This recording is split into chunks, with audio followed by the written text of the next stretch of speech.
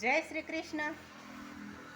તો આજે ખાસ વિડીયો એટલા માટે છે કે અહીંયા 4 માળવાળી બદામનું ઝાડ છે.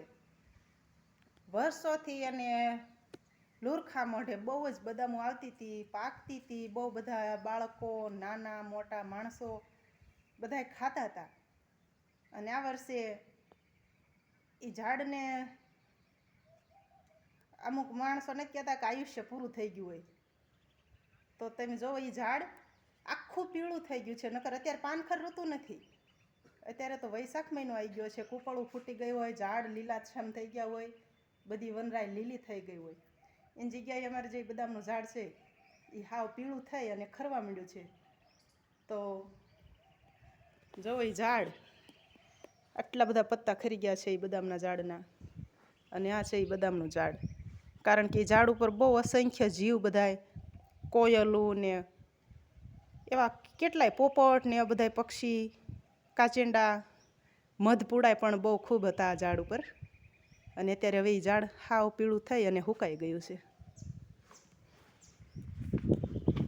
તો તમે જોવો આ ઝાડની દશા. બદામો પણ છેલ્લે છેલ્લે આવી ગઈ છે, પણ હવે આ ઝાડ લગભગ સુકાઈ જવાનું છે એવું દેખાય છે. જો બદામું તમને દેખાતી હોય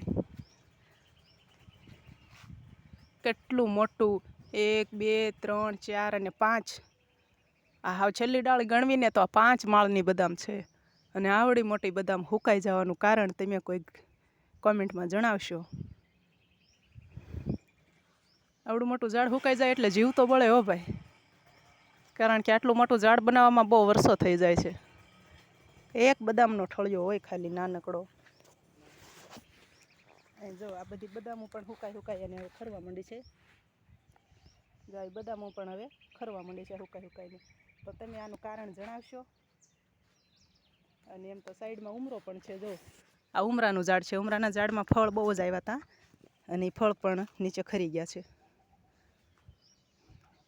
માણા એમ કહે છે કે એક ઉમરાનું તમે ઝાડ વાવો એટલે 1000 યજ્ઞ કર્યા હોય ને એટલું પુણ્ય મળે. કારણ કે ઉમરામાં ફળ જ એવડું આવે ને ઉમરાના ફળ તમામ પક્ષી હોય ને એ બધા ખાય છે.